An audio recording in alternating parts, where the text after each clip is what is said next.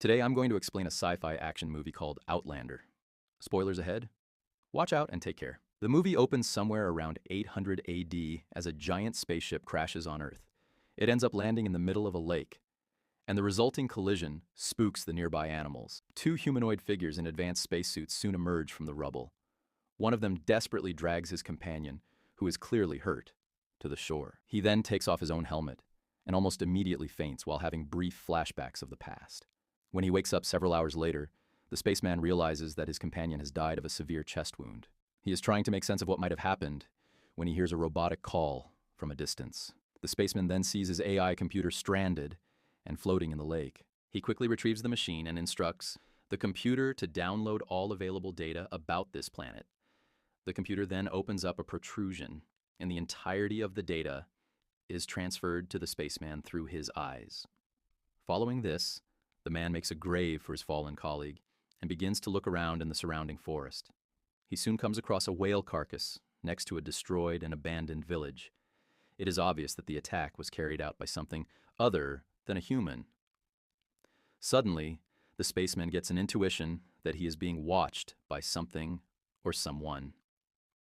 He runs away from the spot, but is intercepted by a horse rider who knocks him unconscious. He is then taken to a nearby Viking village that is surrounded by a wooden wall. In the center is a great hall where King Hrothgar is training his young daughter Freya in the art of sword fighting. She tells her dad that she will not marry her suitor, Wulfric, a pretender to the king's throne. This is when Wulfric shows up, but his pedantic attitude only makes Freya leave the hall. Hrothgar and Wulfric then talk about a devastating attack that demolished a nearby village. Turns out, Wulfric was investigating what caused the attack when he stumbled upon the spaceman. The Viking has captured him, but doesn't think he belongs to any known village. Meanwhile, the hostage is displayed in front of the villagers, who are amazed by his clothing. Wulfric later takes the man inside a hut for questioning. He asks the spaceman his name, and the latter says it is Kanan. He also lies that he's from an island in the north and was actually on a hunting trip.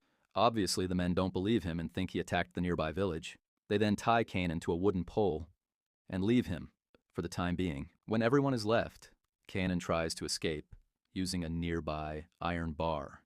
He's about to succeed when Freya suddenly arrives in the hut.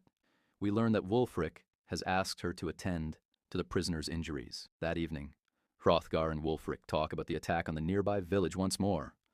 The king wants his men to seek out Gunnar, the chief of the destroyed village.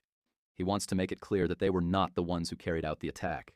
Back in the hut, Freya asks Kanan if he was the one who orchestrated the attack, but he vehemently denies it. As the two engage in conversation, Kanan manages to break free and knock out Freya.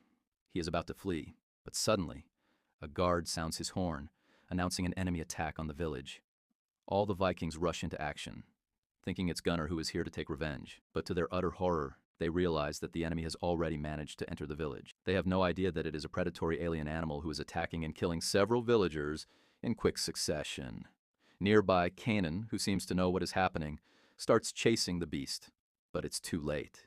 The mysterious monster grabs a guard and carries him to the edge of the wooden wall. Kanan yells out, calling the creature Morwen, and is about to follow it, but the Vikings once again capture him. They then reprimand him and tie him to a rock. An exhausted Kanan has flashbacks of the Morwen attacking his world and Massac